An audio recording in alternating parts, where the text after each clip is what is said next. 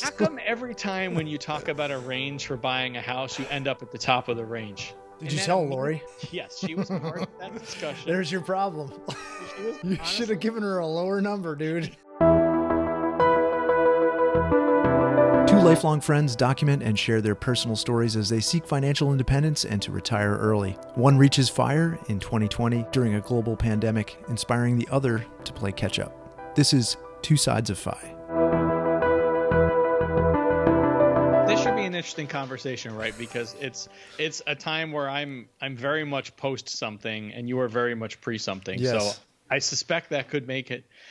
It'll be a different dynamic if nothing else, but I don't know. I love this topic, so I'm very glad to talk about it. Oh man, I find it the kind of the most stressful thing, and honestly, I always avoid talking about this. Yeah. Well, I mean, to be fair, the only reason I'm not saying it's like paralyzing me with fear is because that's done. what I was doing. Yeah. 12 months ago. Yeah. I was still freaking out even the last couple of months before we finally decided by actually buying a house, right? That's great. like which is the real decision, right? No, but you know, so I have like multiple years more of freaking out to do. Is that what you're telling me? No, I think you're smarter because you're thinking about the harder questions earlier than I did, where I just kept kicking them on down the road over and over again. No, because it was easier to do that, right? And I don't know. I suspect we're not the only ones that think that way. Yeah, no, it feels like such a big problem to solve, and not one that has. I mean, you know, if I contrast your situation moving around, and you know, you made many different decisions throughout your professional career that were different than mine, and I stayed rooted in this place, and you know, I can rationalize that in any number of ways: cost of living, or, you know, I want to keep the kids in school here or close to parents. Yeah. But I mean, the reality of it is, it's just, there's a lot of inertia that takes over when you start a family and you have a job and you're like, do I need to move? And you were much more willing to do that. So I suspect that, that decision for you may have been even more difficult, because like the range of choice is infinite, right? So, yeah, I mean, it sounds like you worked through the problem through many, many months. But how did you kind of put some boundaries or guardrails around the decision-making process? I don't deal that well with problems that have very few parameters. Like, you can live anywhere as long as you can pay for it. Right. It could be in the US, it could be somewhere else. So that's the scary thing. And, you know, it makes for fun conversations as long as they're not meant to be productive. So I think we started from like maybe the easiest place in terms of setting boundaries, and that was just cost, right? So but wait, before you get there, ahead. Like, was it kind of dreaming at first? Because I mean, it was, and I suspect that's that for us anyhow. And I want to hear what you think about this. Like, when you think about it from that abstraction, like, that's fun, right? It's fun. Oh, I could live anywhere. Let's start Googling and looking at YouTube videos about this part of Thailand, and oh, maybe Ecuador would be fun, or like, whatever, But you can do the same thing with states, right? Oh, I've never been to that state. Would that be somewhere fun to live? I don't know. Do you guys do the same thing? That kind of dream level? Oh discussion? Yeah, that part of it was fun for me, and actually, it was. I think it was marginally fun for Laura, because I said the similar thing. I was like, "Hey, Thailand's a thing," and she's like, "No." Really? Immediately, yeah. She was like super dismissive of it, and that's more open space for me, because there's a whole entrepreneurial community that's done this kind of lifestyle business, living in Thailand and just living in places where they're doing the Geoarbitrage, currency arbitrage, and it just that's like open territory for me. It makes perfect sense, especially in the early years of retirement. Like, why wouldn't you want to maximize your dollar and minimize, sequence of return risk and minimize withdrawal rate? And like, I have all that ticking around in my head, and Laura's like, all she hears is really far away from family, and we're not going to have any friends. Yeah.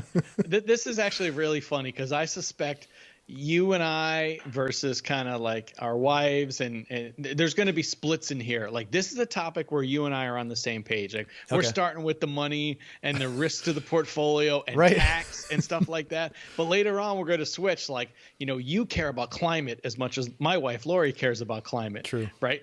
I don't care that much. I don't think your wife does either. She doesn't. It's gonna be fun to see where this lands. But yeah, man, that first level of possibilities is cool. And I fun. don't know if I had one piece of guidance for people, like start that stuff early, because you know, you don't want to save that for the end when it's like time to make decisions, because to be totally fair, the last year before I stopped working, we still hadn't decided. Oh man. So Yeah. we were still like oscillating between like the dream level discussions Yeah. and, okay, it's brass tacks time. We better start building spreadsheets. And maybe I wouldn't recommend that timeline. What was the furthest away you dreamed of living? Oh, I mean, it depends how dreamy it can be versus like maybe there's a way to do that, right? I don't know. I suspect like from the mix of dream and realism, probably Costa Rica. Okay. Yeah. Actually started doing some research, figuring out, okay, so what would high school? My daughter would be entering high school when I was, you know, the year after I left work. You know, what does that look like? You know, what does college acceptance look like? You know, we were healthcare. We were a couple levels down when that was even just an idea, not like, okay, we have decided, but I think it got just past dream level to, well, let's make sure it's feasible. How about you? Well, you mentioned Thailand, but are there other places that kind of fall in that category of far afield? I mean, that was really it. I mean, that discussion was shut down pretty quick. But like, I didn't know if that was just Thailand or it was that really that, like you said, it's the distance from family and and that, I mean, in reality, like I knew that wasn't going to fly very well, but I definitely considered Costa Rica. Like I was thinking about Portugal. I was just thinking, you know, are there places in Europe that, like, I've always wanted to live in London, but like climate wise, that was pretty easy to take that one off. And cost wise, it makes like zero sense. So I don't know. I would say, I guess I didn't get too dreamy either, because like you, like I'm pretty well tempered by a line of reason. Like I'm keeping all of these factors in my head. Cost is one of them, but also, family is there and the kids and, you know, sure. So I will admit things got maybe 20% easier. Maybe it's more, maybe I'm being unfair, when we finally said, okay, we've decided it's going to be the U.S. for now, right? Yeah. My daughter's going to get through high school. Maybe someday we do shorter or long-term, you know, living abroad, because we love that idea. But for now, we're going to stay in the U.S. Sure. It definitely helped a little. Yeah. Well, I think we're on the same page, man. So I'm gonna tick that box right now. Yeah, okay. That feels good, but then it's like, I mean, it is way more complex than that, because the U.S. is still a pretty big place, and that's still a pretty big zone of opportunity.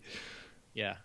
I mean, for us, we came to exactly the same conclusion. And, you know, I think we knew in our heads that there were some very natural limitations that we were going to put in there just based on some of the factors of interest to us. But even so, it was big. And, you know, so for me, and for us, for me and Lorri, we went to kind of a spreadsheet approach right away. And of course you did. Well, not, you know, this isn't about formulas. There was just a little bit of formulas. I'll be honest with you.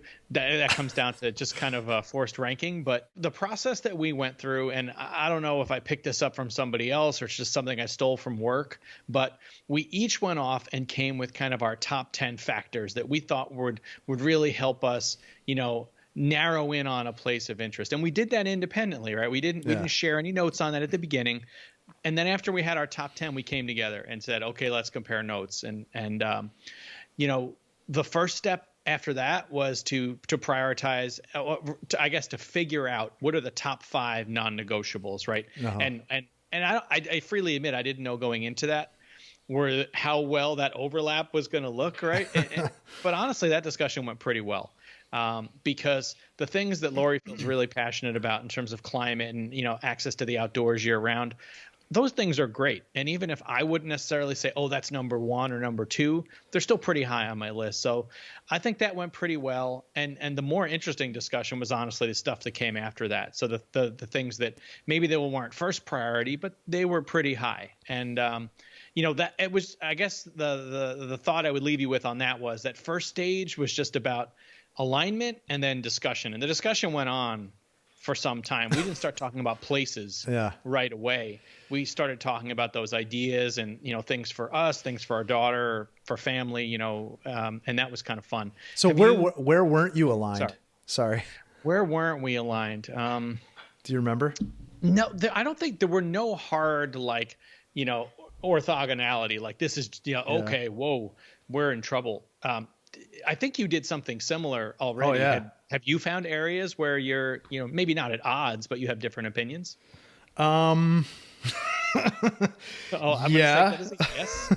Well, I mean, Laura and I were actually talking about this last night.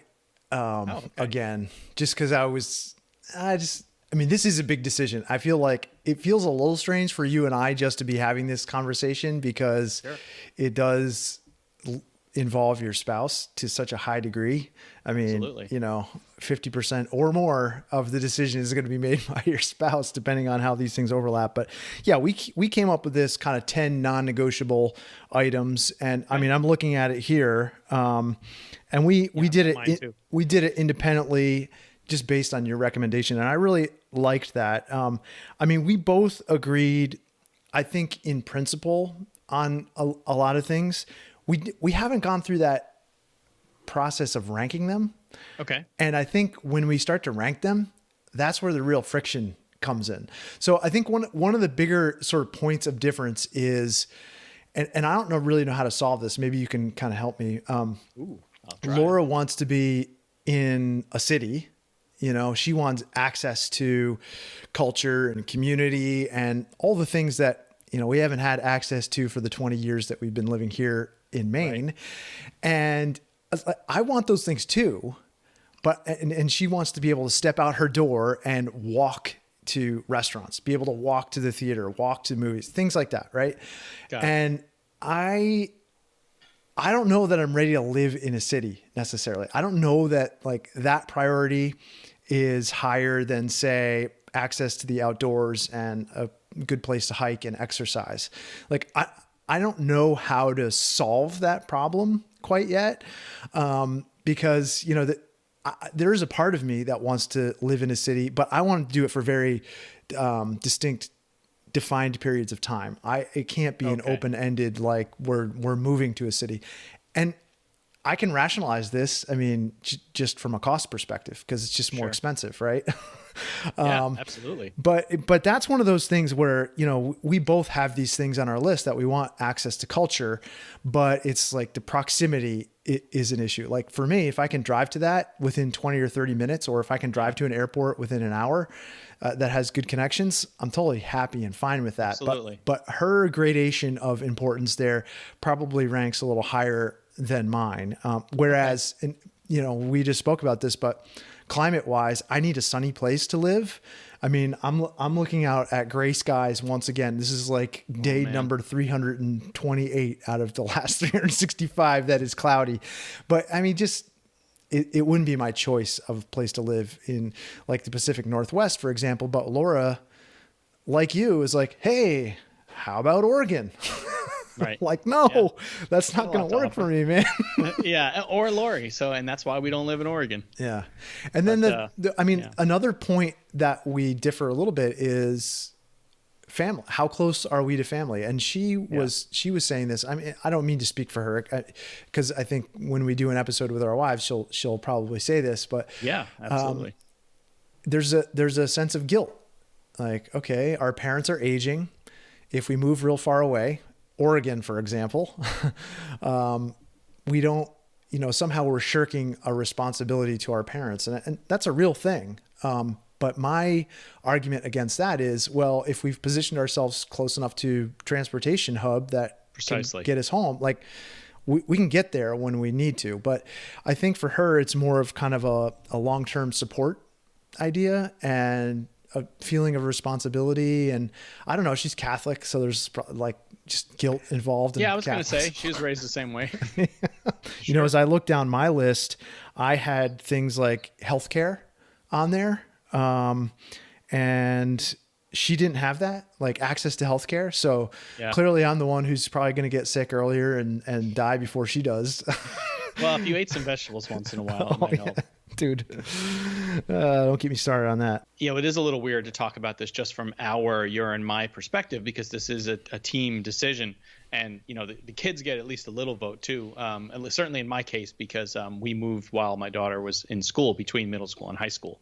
The family thing is really important. And that answer is also likely to change over time. Yeah. Our parents are in a similar age bracket. I suspect someone watching this who's trying to, let's say lean fire in their, early 30s, well, their parents are probably going to be younger as a result. And their answer may differ a lot from ours. But when you've got parents, in their late 60s, early 70s, you're definitely becoming a lot more aware of health issues that can happen, even if they're in great health. Ability to get to them quickly is important. And that could take a lot of forms, right? It could take living very close by, to your point, and my thought as well. It can mean living very close to reliable transportation, right? And we live close to both regional airports and just a little farther away, major airports. And so that's definitely a thought we have. In addition, in retirement, when you no longer are on someone else's schedule, no matter what you're doing, you're not working for somebody else. And so the ability to just go and be with family for a couple of months if you need to, for example, or to make a more permanent decision if that came to pass, you can do that. So that's definitely how we're thinking about it. But we're also pretty cognizant, and we just talked about this within a week ago, actually. Our answer might change, in 4 years, right? We bought this house hoping that we would love this town and where we could see ourselves living long term. But just as we don't know if we're going to want to live abroad once our daughter is in school or after college, whatever, we don't know if our feelings are going to change on wanting to live much closer to our family. But for now, this is working for us, and we feel like we can do the things we need to do if they come to pass. And this that's gets just to be a decision. It's just one of those things that if you're making this decision on where to live, you've got 100 factors.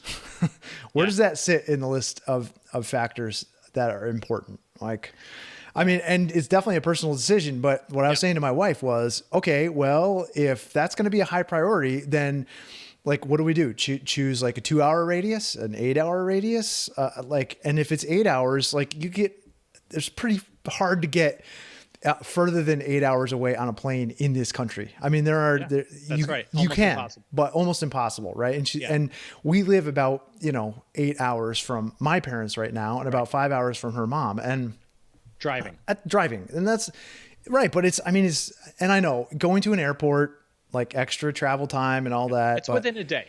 Yeah. But I'm trying to figure out, okay, are we being tethered to our parents? What if our parents decide to move? Because, my parents spoke about that during their last visit. They're like, well, maybe we're going to do X, Y, and Z. And it's just a difficult thing to rationalize. They're not asking us nope. where they should live. So I feel really conflicted. And actually, it just turned into a pretty strong point of friction that I just decided to step away from. Like you said, the problem space is so large. Is that really going to be the thing that governs it? And I guess it does feel maybe a little bit selfish to say, well, I want to live near the ocean. That was one of the bounds that I put on. I was like, water, okay, East Coast or West Coast. I could do one of the two probably. Yep. But there's not a lot of middle ground that I'm interested in exploring right now. You guys were the same, right? Yeah, we are. And that's there's really two factors that became within our certainly in Lorri's, high on Lorri's list, one of which is absolutely in our I guess two of them are in our non-negotiables, and that is basically number of sunny days per year and ability to do things outdoors year round. Where do you look that up, by the way? What's that? Where do you look that up? There was a couple different websites. I remember that comparing cities, I think it was Spark Weather, was really good. And there was another one, a totally different site where I would just look for the annual weather for a given city, and it would map it out by month, and it was really very helpful because there were areas that just sounded good, but we didn't know a lot about their climate, for example. And then when you do that, you're like, oh, okay, those 2 months are intolerable. So are we going to really move somewhere where we have to get away a couple months of the year? And that's kind of why Palm Springs came off the list, because that whole area ticks so many boxes for us. But if you have to leave between June, July, August, maybe that's not the right place for us to move to, even though it's appealing from a lot of other areas. I do want to come back to an idea that you raised, and that's the idea of these radii, because that helped us a lot at the micro level. One of our our must-haves was to be within a 30-minute walk of stuff. And this actually plays into the city idea. And we don't live in a city. And we feel like we're within 30 minutes of almost everything we want to do, except for, maybe the theater where we would have to get in a car. But we can get to, tons of restaurants within a walk, never mind wineries. Yeah. But also radii from an airport, right? We wanted to be no more than 3 hours from a major international airport. And we, in fact, are basically 2.5 and 3 hours from the two of the biggest airports in the country. Dude, you know what you should do? I just thought about this. Like you saying this radii thing, like you should make an app that just makes this decision for me. Oh, like I like that idea. Puts in my ranked factors and then spits out like possible zones of opportunity there. I like this idea. Although Can you do really admit, working on this show has like pulled me out of like doing anything with apps. I'm like, all of my hobby time is spent on areas adjacent to this. It's learning Final Cut Pro. It's messing with the camera. It's like getting good with the drone, like figuring out freaking lights and having them in my face and getting used to that. And you're making it sound like a bad thing. No, it's great. I love it. But I mean, it has caused a complete shift. No more coding. In how I spend my. No, I haven't written a line. I did have an app idea recently, so at least I jotted it down. But no, I haven't done anything with it lately. But I love this idea. Yeah, but you have no incentive to do it because the decision, at least in the short term, has been made. No, well, we'll see, right? If it's something that I think could be interesting to other people and it doesn't exist, then maybe I would think about it. But yeah, but radii, I mean, this whole distance from things and access to things helps reduce the problem space for us a lot. Because when you came down to it, and one thing I didn't mention was Lorri really wanted to be ideally within a couple hours of the ocean. The most I think we talked about was like you had to be able to get to it for a weekend trip, like a long weekend, a 3-day or something, because some of the places we were looking at absolutely were more than a couple hours away, but we started to convince ourselves, well, maybe that could work. And so that absolutely limited us to the coasts at that point. Now, that's still an awful lot of territory, and it gets a little smaller when you cut in my desire to never experience humidity again unless I'm on vacation somewhere. And it's just that's all the southeast is gone. So then. The southeast was gone. And Lorri doesn't want winter anymore. So the northeast is gone. So pretty soon we're left with the west coast, still big, and you can cut it up a little more based on sunlight, for example, when you start bringing in Oregon and Washington, but it's still big. Anyway, I totally get that you're going to hit these points that are pretty deep rooted, right? This idea of proximity to family, grabbing onto this idea of living in a city. And some of those are easier to pull apart than others. Because there have been times where I thought I wanted to live in a city too.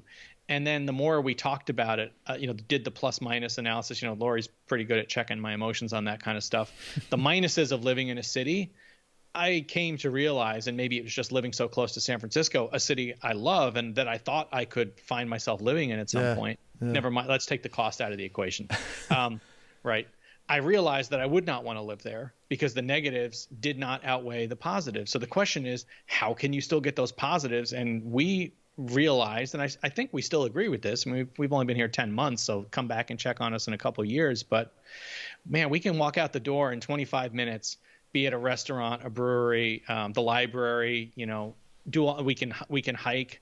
For like more aggressive hiking, sure, we get in our car and we'll drive, 15, 20, 25 minutes. But, we can walk out our door and have some really nice walks or, drag the drone out to a park and go do some stuff there. I mean, so I think there's a way. I think that to generalize the question, when you have to pull apart some of these things and get at the things you really care about and take them out of their environment, like, okay, I want to live in a city. I would break it down to what are the things about living in a city that are so compelling and try to figure out, is there another way to get that? Or can you get 90% there and that's good enough? And there's going to be a lot of things like that. That's just one that we're talking about because you mentioned it. Does that make sense? Or yeah, it does. I mean, if we rewind back to the very start of this conversation when I kind of cut you off, that I think kind of the easiest level of sort of triaging places is done by cost. And for me, cost immediately starts to eliminate cities just naturally. It doesn't eliminate all of them, of course. No. But then if I start to look at this sort of second tier of decision making. Like we could still have that if we were close to a university town or, you know, on the outskirts of, you know, a city. And, you know, that's where that sort of radii decision-making matrix comes into play. So yeah, I think it feels a little more manageable like that, but yeah, I wonder. I have a question yeah, go ahead. I was going to say, I have a question for you on the topic of cost, because I think one of the challenges I'm imagining for you, and I would love to be wrong about this, is if you haven't locked in what you think your monthly burn looks like, that would also mean you might not have sort of figured out your allocation for housing expenses, right? This is what I'm willing to spend. This is my ceiling on rent or mortgage, utilities, etc. Have you done that yet, or is that still more of a concept? No, and that's feeding into this whole sort of anxiety about it, because I feel like I have to solve it sooner rather than later. I mean, we built enough padding into the number to, well, I feel like, to cover that. So, I mean, you know, abstractly there's a contingency for it, but geez, I mean, I figure housing for us is covered for half the year because we're probably going to live in this house behind us here. You're going to keep it. Okay. We're going to keep it. Yeah. And we're probably not going to rent it because we want the ability to come back here at Christmas or have the kids here, or maybe the kids live in it. I don't know what that looks like exactly, but it's probably not going to go away. So, you know, 50% of the year, we need to come up with something. And as we started talking about how we might experiment with this, because it feels like a lot to commit to one single place. We thought, okay, like when we reach FI, you know, the RE date happens and we say, we're just going to, you know, pick a place and live there for a month. We're going to target like 4 or 5 different places maybe, and live in each place for a month. That's the idea. Okay. So, you know, even when we just start researching that and we start looking for long-term Airbnbs, that's not very affordable.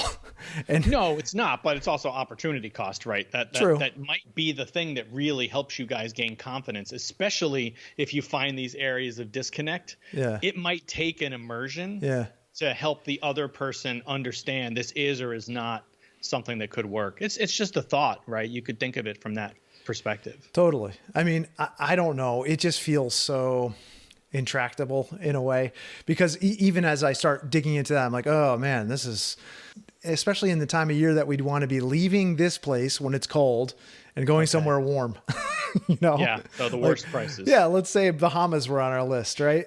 Like, oh yeah, go there in the winter. Right. It's not exactly cheap to do that. Right. No. I mean, I don't know. I'm sure there's other means of solving that. And one of the things that we had been contemplating was like living on a trawler, a boat, you know, a power boat kind of thing. I have this client now who is totally into sailing and trying to talk me into like a catamaran or a nice sailboat. He's like, oh, it will teach you how to sail. You know, I was like, oh man, that feels like even a step further beyond my comfort zone. Right. But so I went down this rabbit hole of like looking what a trawler might cost. So like the trawlers I was looking at, they're not huge. I don't know, 35, 40 feet, something like that. You know, new kind of stripped down would be 350, 400,000, you know, for something like that. So basically the cost of the house. It's a house. It's a house, right? And it's a huge depreciating asset. I was going to say, does it depreciate even faster than a house? I feel like it does. Yeah. And so when I got down this rabbit hole and I started like doing the research, they tell you to expect 10% of the purchase price of the boat that you buy in annual maintenance costs. Oh. That's between 30 and 40,000 bucks a year. Like there's no way I spend that on the house every year. There's just no way. And I don't know. And then just the idea that I don't know anything about diesel maintenance, and you know, it's kind of fun. Here again, maybe this fits into the dream category. Like it's fun to think about that. And as you've been talking about, you know, all this sort of white space and time you have to dig into coding or drones or whatever else it is. As I look forward to that time, I'm like, well, geez, I'd have the time to learn it. It'd be fun. I'd like to, you know, I like learning new things, but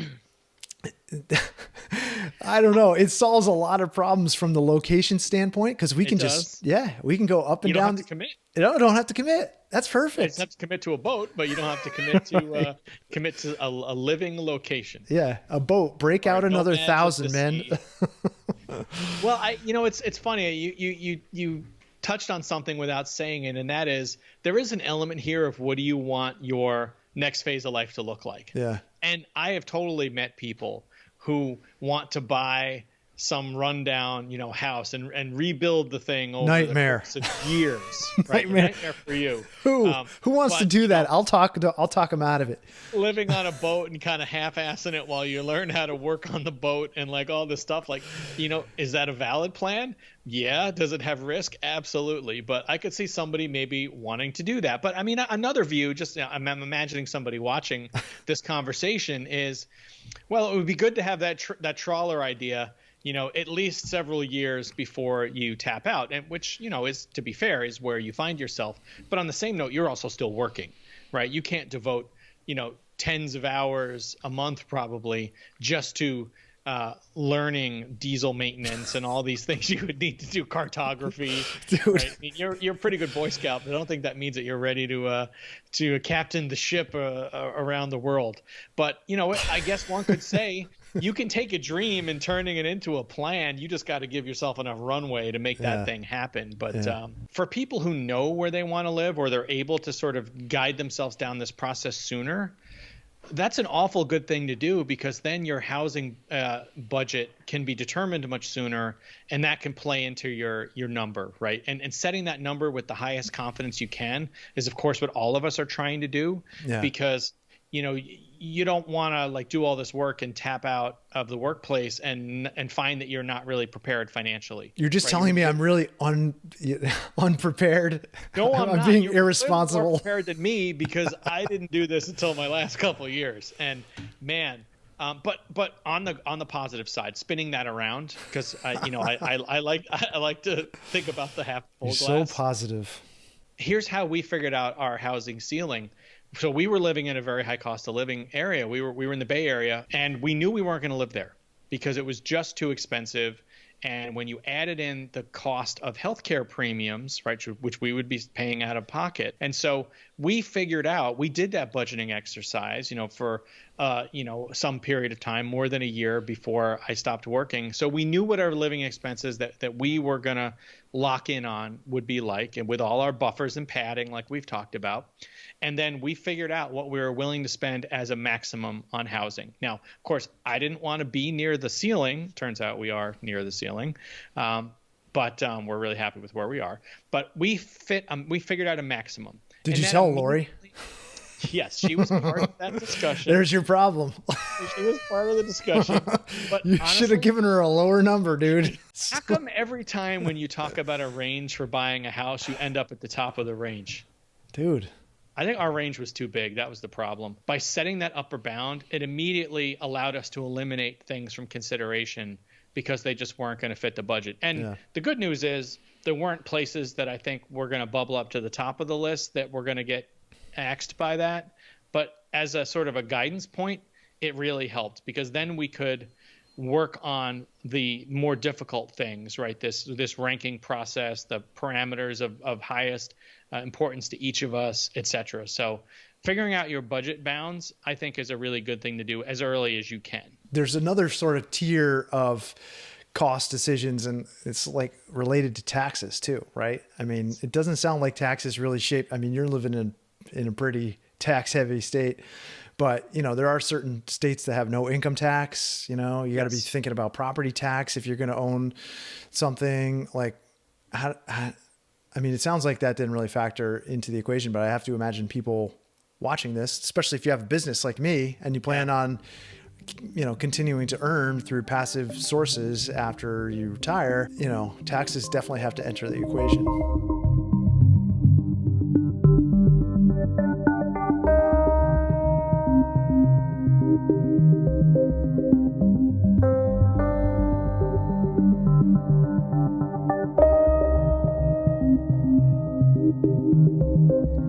Well, if anything, I've got your volume levels on this end too, so I've got them set correctly. Well, of course you do. Why wouldn't you? You do everything perfectly at this stage.